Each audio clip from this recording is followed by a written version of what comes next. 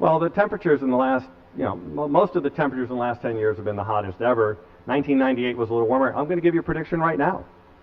The next 5 years, some of the years in the next 5 years will be the hottest years ever in recent history. Because two things that happened recently to keep the temperatures. By the way, last year, 2008, was a, quote, relatively cool year. Still one of the top 10 hottest years ever, but a little cooler than 1998. So people said, oh, it's getting cooler now.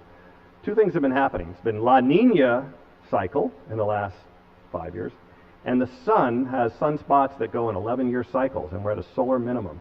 Those two things added together has cooled the Earth a tiny bit and made those last couple years a little tiny bit cooler than they would have been, and only a tiny bit cooler than they've been in 1998, but still far warmer than the last 30 years ago, let's say.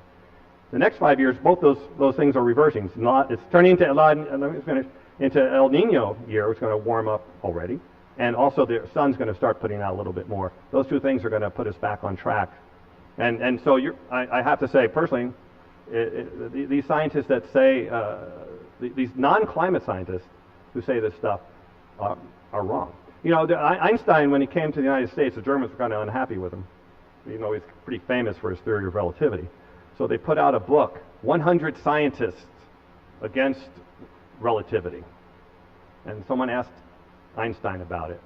And he said, well, if I was wrong, it would only take one.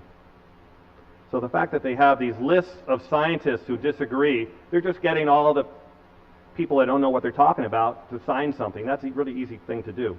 Climate scientists, you talk to them, they're the ones studying it every day. By the way, they don't want this to be true.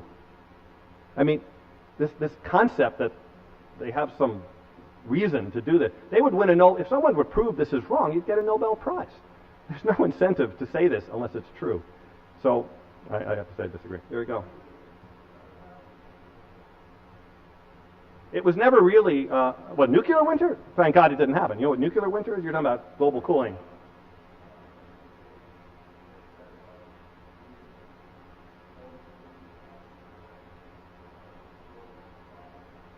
That is true. If we took all the pollution out of the atmosphere tomorrow, the temperature would double. The global warming temperature would double. It would go up another degree immediately.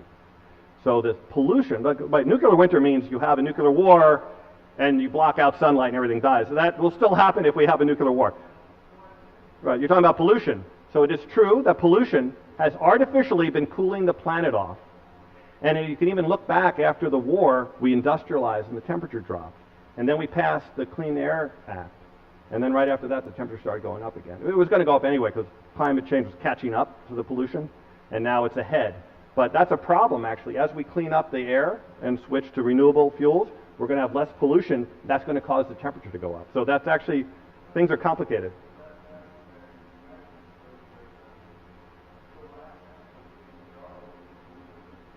That's what geoengineering is.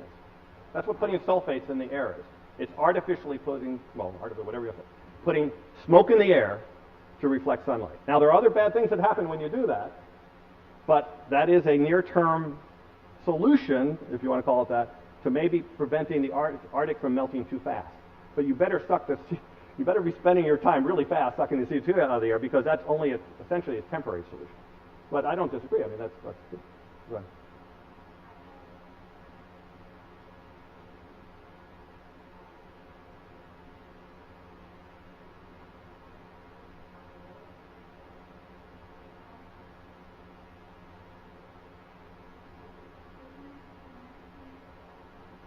Mm-hmm.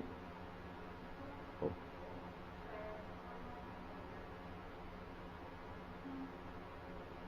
Mm-hmm.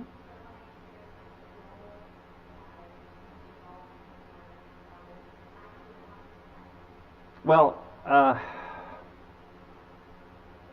I think most people talk about an 80 to 90% reduction in CO2 by 2050, and we really better do that.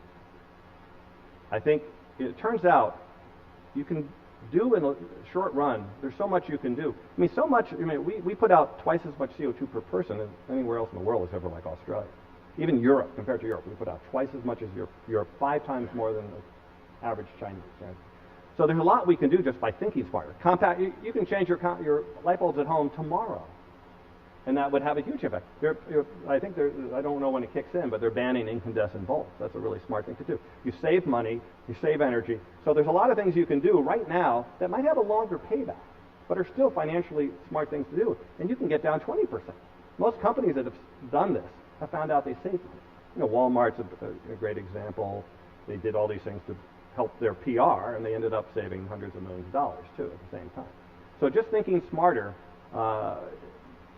and what's good about the personal stuff, although it's not enough, because even if you do it and not everybody does it, it won't be enough. But everyone can do it very quickly. Say again? What?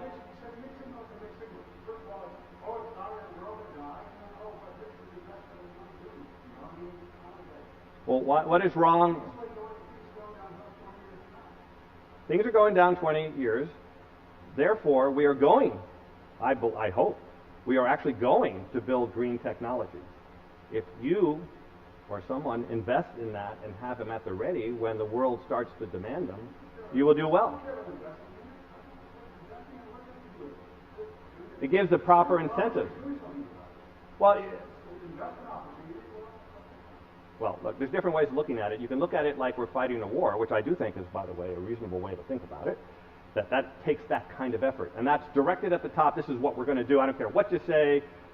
This is what we're closing down the car plants. We're going to turn them into a wind farm, wind turbine factory, whatever.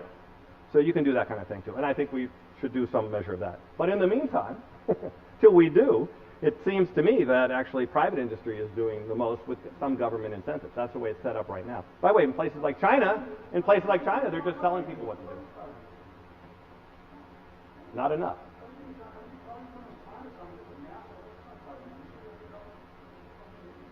One of our companies is doing something. Again, it's only part of the solution. It's not going to be enough, but it's part of the solution. There's a couple of scientists I know. One's out of Columbia, and I forget where the other guy is out of. And it's nearly just in a research stage right now. Columbia is one of them. Yeah, that's an early. By the way, it doesn't look like that now. That's an early artist rendering, but it gives you the idea.